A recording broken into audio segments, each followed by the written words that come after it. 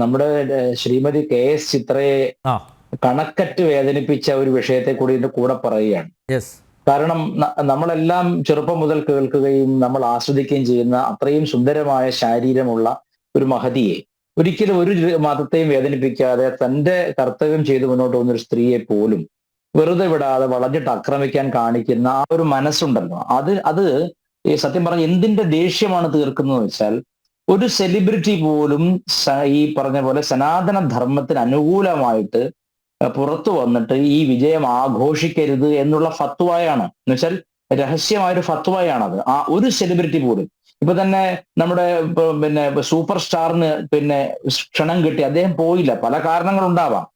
പക്ഷെ നോക്കൂ, ഇതെല്ലാം ഈ ഭയപ്പെടുത്തൽ രാഷ്ട്രീയത്തിന്റെ ഒരു പരിണത ഫലമല്ലേ എന്ന് ഞാൻ സംശയിച്ചു പോവുകയാണ്.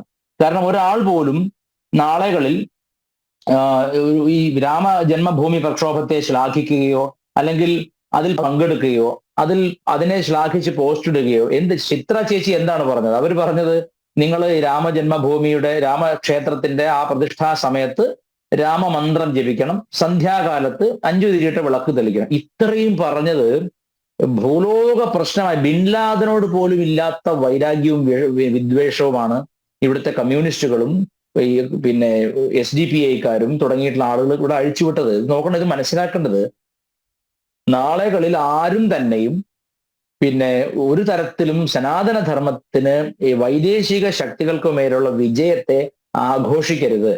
എന്തായാലും ഇത്ര ഭംഗിയായിട്ട് പ്രാണപ്രതിഷ്ഠാ ചടങ്ങ് കഴിഞ്ഞു. അപ്പോൾ ഇനി വരുന്ന ദിവസങ്ങളിലും നമുക്ക് ഇതിലും കൂടുതൽ ശക്തമായിട്ടുള്ള രീതിയിലുള്ള പ്രതികരണങ്ങളും അതുപോലെ പ്രതിഷേധവും ഒക്കെ കാണാൻ സാധിക്കും.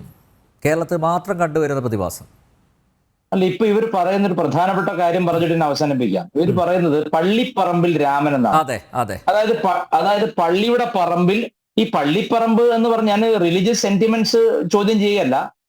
ഞങ്ങളുടെ ക്ഷേത്രത്തിന്റെ പറമ്പിൽ ശവം വെക്കാറില്ല. ശവം മറവ് ചെയ്യാനുള്ള ഇടമായിട്ടല്ല ആരാധനാലയത്തിന് ചുറ്റുപാട്. ശവം മറവ് ചെയ്താൽ അത് ക്ഷേത്രത്തിന് യോഗ്യമല്ല എന്നാണ്. അപ്പൊ ഒരു ക്ഷേത്രം ഒരു ശ്മശാന ഭൂമിയാക്കി മാറ്റുക എന്നുള്ളത് നമ്മുടെ താന്ത്രികമായ ചടങ്ങുകളിലില്ല. പക്ഷെ ശ്മശാനത്തിൽ ആരാധനാ സമ്പ്രദായങ്ങൾ വേറെയുണ്ട്. പക്ഷെ ക്ഷേത്രം ഒരിക്കലും ഒരു മൂത്രം ഒഴിച്ച് ഇതാക്കാനോ അല്ലെങ്കിൽ കാല് ഒരച്ച് കഴുകി മൂത്രം ഒഴിക്കാനോ അല്ലെങ്കിൽ ശവം വെക്കാനോ ഒന്നും ഒരിക്കലും ഒരു ഹിന്ദു തയ്യാറാവില്ല. അപ്പൊ നമ്മൾ ഈ പള്ളിപ്പറമ്പിൽ രാമൻ എന്ന് പറയുമ്പോൾ സത്യം പറഞ്ഞാൽ രാമനെ ഞങ്ങൾ ഒരു ശവപ്പറമ്പിൽ നിന്ന് രക്ഷിക്കുകയായിരുന്നു. ശവപ്പറമ്പാക്കി മാറ്റാൻ വേണ്ടി നിന്നിരുന്ന ഒരു പള്ളി അല്ലെങ്കിൽ ഒരു വ്യക്തിയുടെ ഇതിൽ നിന്ന് നമ്മൾ മാറ്റുകയാണ് ചെയ്തത്.